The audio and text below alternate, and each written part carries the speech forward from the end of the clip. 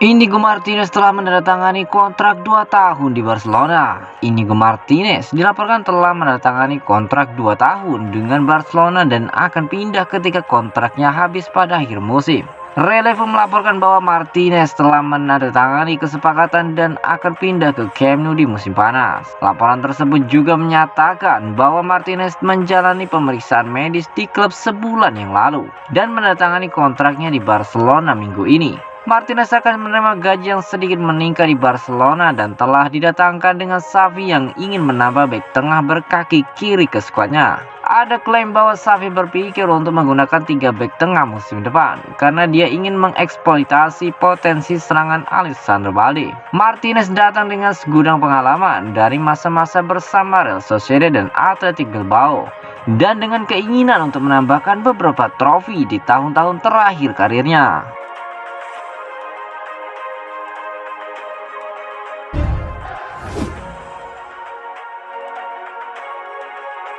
Kinerja Xavi Hernandez puaskan petinggi Barcelona. Xavi Hernandez dinilai sudah melakukan hal hebat untuk Barcelona sebagai pelatih. Ia pun bakal diganjar perpanjangan kontrak karena performanya memuaskan petinggi Barcelona. Xavi sendiri sudah melatih Barcelona sejak 2021. Klub asal Catalunya itu kembali tampil garang di tangan mantan kaptennya tersebut. Trofi Piala Super Spanyol sudah dipersembahkan Xavi ke lemari Camp Nou. Bahkan Xavi berpeluang menyabet titel juara La Liga musim ini. Barcelona kuku di puncak klasemen sementara Liga Spanyol musim ini. Frenkie de Jong dan kawan-kawan unggul 13 angka dari pesaing terdekatnya Real Madrid dengan 10 laga tersisa. Barcelona rupanya cukup senang dengan hasil yang diraih bersama Xavi Hernandez. Los Jules kini berencana mengikat pelatih 43 tahun itu lebih lama. Melansir dari Marca, jajaran petinggi Barcelona telah bertemu dengan agen Xavi pada hari Rabu kemarin. Pertemuan ini membahas perpanjangan kontrak untuk Xavi. Kontrak Xavi saat ini berlaku hingga Juni 2024. Barcelona ingin menambah durasi kontraknya hingga 2 musim lagi.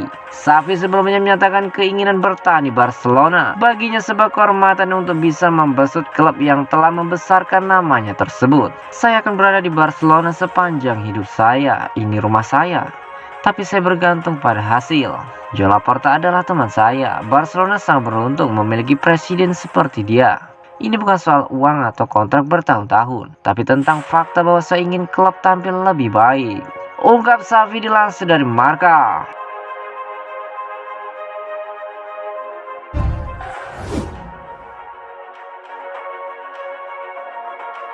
Xavi mendesak Barcelona untuk mengejar kesepakatan Joan Foyth. Kebutuhan Barcelona akan bek kanan sudah ada sejak dulu. Mereka masih belum menyelesaikan posisi itu dan Xavi ingin itu berubah di musim panas ini. Menurut laporan dari Sport, Xavi sangat tertarik dengan Joan Foyth dari Villarreal. Bos Barcelona tertarik untuk menambahkan pemain Argentina itu ke skuadnya menuju musim depan. Itu adalah rumor yang terus bermunculan dan tampaknya Xavi diyakinkan oleh sang bek. Bagian dari masalah dengan pengejaran ini adalah bahwa Villarreal tidak terlalu besar dalam bernegosiasi untuknya saat ini. Jadi Barcelona mungkin perlu mengeluarkan klausul pembelian sebesar 60 juta euro.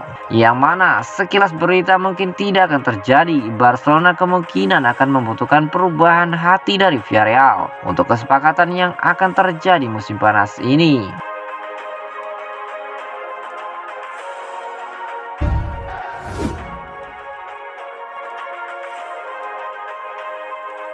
Chelsea kembali incar pemain depan Barcelona, Rafinha. Chelsea melewatkan Rafinha tahun lalu, tetapi mereka tidak melupakannya.